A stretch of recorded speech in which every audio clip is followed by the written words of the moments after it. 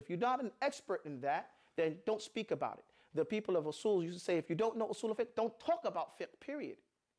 You know, these may sound very harsh, but you know, one of the tricks of the shaitan, Allah says in the Quran, that it says, وَأَن تَقُولُ عَلَى اللَّهِ مَا لَا تَعْلَمُونَ, and that you say about Allah what you don't know. This is one of the tricks. So it's best to say, you know, nothing than to say something that you are not well prepared to know. Okay? And I'm just saying that to the students, you know, you guys, just as a, you know, a point of reference, inshallah ta'ala. Yes? So is there any other surah greater than 1/3 of the Quran? At this point, I don't know. I don't remember right off the top of my head. I don't think so. I don't know. Yes? Do you have an opinion as to whether it applies to the rest of the Muslims or just that one Sahaba? No, I don't have an opinion about that at all. I don't know. I read the different statements, and I don't think I'm. That's why I didn't mention this one, the hadith, I should say, because I don't know. I don't know. No reason to believe that it would apply to. No, that would be taking an opinion. That you know, I don't know.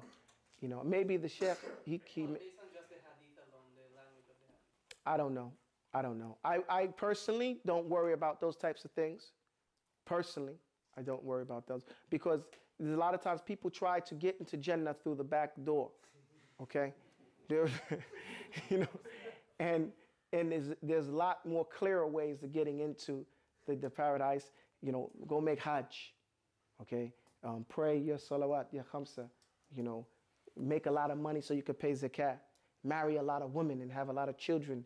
Inshallah ta'ala. If you have a lot of daughters and you be patient with them, then you know there's lots of ways. You know, maybe I get you in trouble with the marry a lot of women part. Do I have any more questions about that? If I don't have any more questions, I plead next week you will have a test. Next week, every week from now on, we're going to start off and you have to memorize. If you're not memorized, I'm not going to ask you to leave. I would like you to leave, but you know, I'm not going to ask you to leave. Why? Because, and the only reason I want you to leave is just to teach you a lesson. Just teach you a lesson. One time, and I'm going to be quick and say this and go. One time when we were living in Mauritania, the Sheikh Muhammad Salam Abdud, he's a famous sheikh out there, old man. He's one of the senior scholars on the Senior Fiqh Council in Mecca, and he lives in the desert. Okay? And he follows the camels where they go, and we live in tents in that environment. There were a few Westerners there.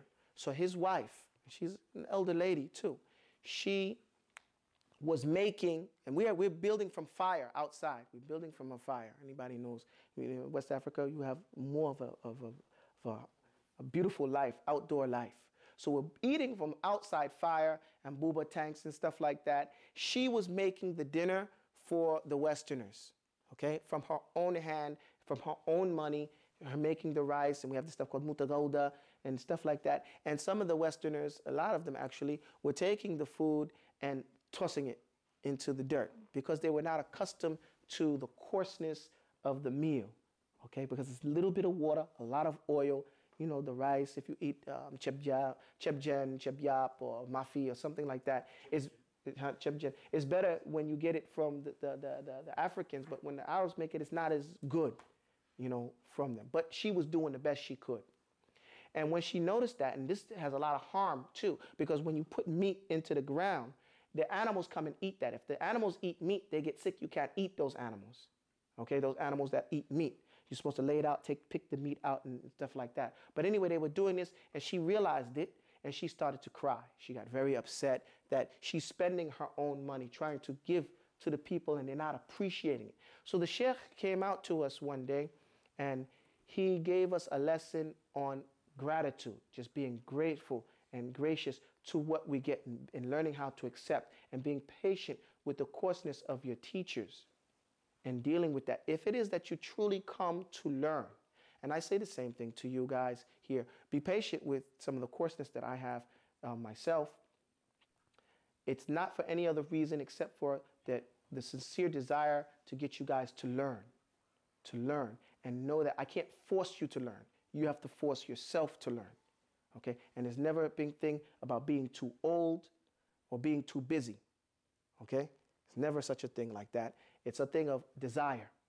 We met some people out there who had desire to learn. And if you have the desire, you will get it. If you don't have the desire, then you will not get it. أقول قولي هذا استغفر الله لي ولكم السلام عليكم